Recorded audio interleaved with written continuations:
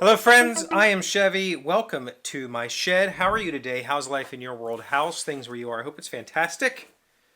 Everything here is great. After yesterday's video, California Chris followed up with a bunch more questions and apparently wants to keep talking about books. So let's do that. I love talking about books. First of all, he didn't know that digital libraries were a thing. Digital libraries are very much a thing. Here in West Virginia, we have something called Deli. It's basically all of the libraries in the state are interconnected.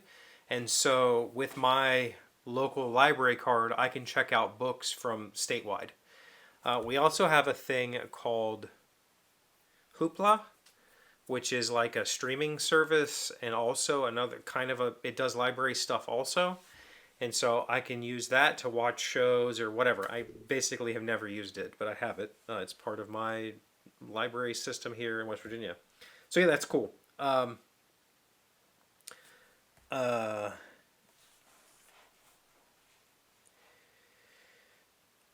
let's see. He talks about his mom loving to go read a book, like wake up and finish a book in a couple hours. I do that sometimes. In fact, the book that I talked about on Monday or whatever, I read in probably 4 or 5 hours total. It didn't take a whole long time to read it. So he said, do you find yourself searching for themes in a seasonal manner? Like, do you order the darker stuff nearing Halloween, for example? Would you ever do audiobooks? When I'm traveling a lot, I listen to Will Wheaton's reading of Ready Player One and loved that. Almost felt like cheating. I haven't necessarily done seasonal kind of things. I have done topical things. For instance, I read The Stand for the first time during 2020. I felt like that was an appropriate time to read a book about a super flu. Or when I went to visit Colorado and came back and I fell in love with the Rockies, I started looking for... So I've searched for thematic stuff.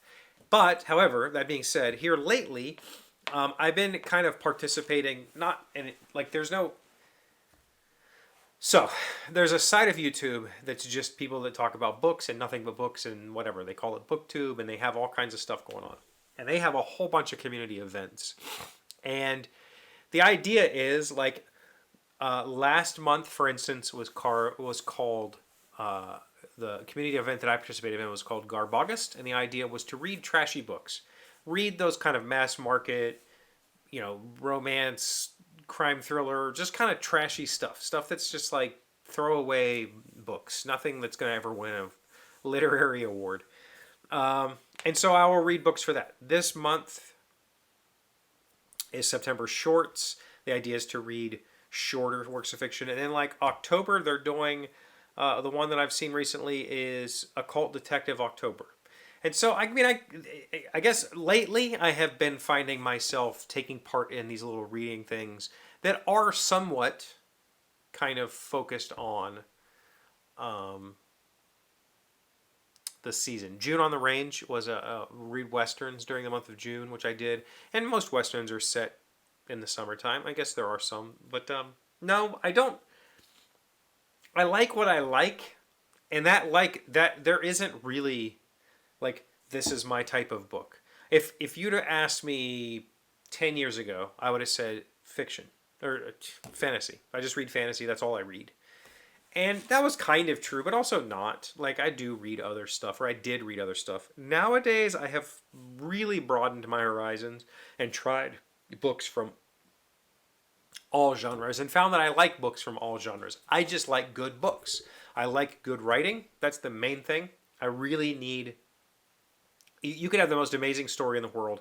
If your writing sucks, it's really hard for me to stay involved. Like if it's amateur writing, if it's just, I don't know, the story could be great. The writing will pull me out instantly. So story takes a backseat for me to writing. So I need a good, strong author that tells good, strong stories. That's whatever it could be. Lately I've read historical fiction. I've read crime thrillers. I've read. Books about crime, like criminal.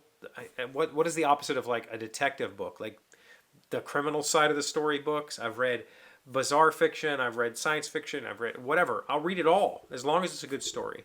And so I don't find that I care too much about the setting of the book or the season of the book or whatever. I will get into, I might get into a horror stint for a while where I just want to read horror, but it doesn't have anything to do with October. Uh, will I read horror this October? Probably, just because there'll be some book event that I want to take part in, and I'll read something that's on somebody's suggested list, that sort of thing. I just like to read, and so I just find books that sound interesting. Um, if anything, I think I would prefer to read out of season books.